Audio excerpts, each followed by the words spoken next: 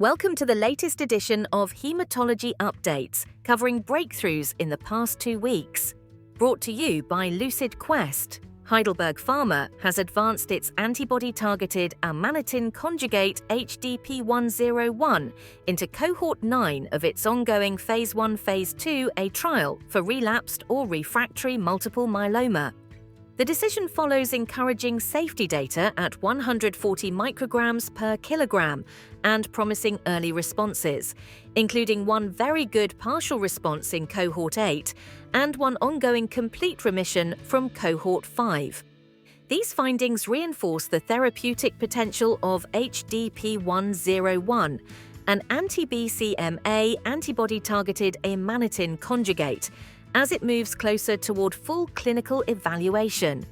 In the United States, Aptose Biosciences and Hanmi Pharmaceutical have extended their $11.9 million loan agreement to fund continued development of tuspetinib through 2025. The multi-kinase inhibitor is being tested in the TUSCANY Phase 1-2 study in combination with azacitidine and venetoclax for acute myeloid leukemia. Early data have shown complete response with partial hematologic recovery, supporting further exploration of this triplet regimen. Kura Oncology and Kyowa Kirin have launched a new trial arm under the COMET-007 study, evaluating ziftomenib in combination with quizartinib and standard 7+3 chemotherapy for patients with newly diagnosed FLT3 and NPM1 mutated acute myeloid leukemia. Ziftomenib, which has breakthrough therapy designation, demonstrated strong activity and safety in prior studies. This new combination seeks to enhance remission durability and long-term outcomes in a high-risk patient population. AbbVie has submitted a biologics license application to the U.S. Food and Drugs Administration for pivekimab sunirine, or PVEK, its first antibody-drug conjugate in hematologic malignancies. The application is supported by data from the global Phase 1, Phase 2 cadenza study in blastic plasmacytoid dendritic cell neoplasm, or BPDCN, a rare and aggressive blood cancer. If approved, PVEK could address a critical unmet need in this underserved patient population.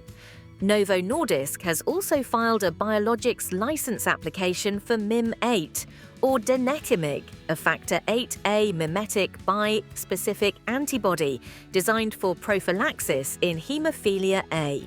Backed by data from the Frontier studies, Mim8 could become the first flexible dosing subcutaneous option, offering once-monthly to weekly administration via pre-filled pen for patients with or without inhibitors.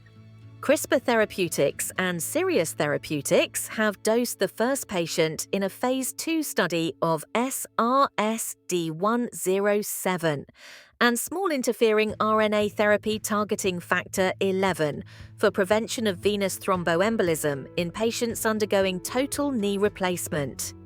In Phase 1, SRSD107 achieved over 93% reduction in factor 11 levels, with effects lasting up to 6 months, suggesting durable anticoagulant activity. The ongoing trial will provide key insights into its safety and efficacy in surgical settings. In Taiwan, Chugai Pharmaceutical has launched PVEK, the first subcutaneous therapy for paroxysmal nocturnal hemoglobinuria. Approved for patients aged 13 and older weighing at least 40 kilograms, PVEK is an anti-C5 recycling antibody that allows low-volume dosing every 4 weeks. This approval introduces competition in the PNH market and could reshape regional pricing and formulary dynamics. A recent analysis reported in Advances in Therapy provided long-term durability data for valoctocogene roxaparvovec, a gene therapy for hemophilia A. The findings indicate sustained factor VIII production over multiple years following a single infusion, with minimal adverse effects. These results add to the growing evidence supporting gene therapy as a lasting solution for hemophilia management.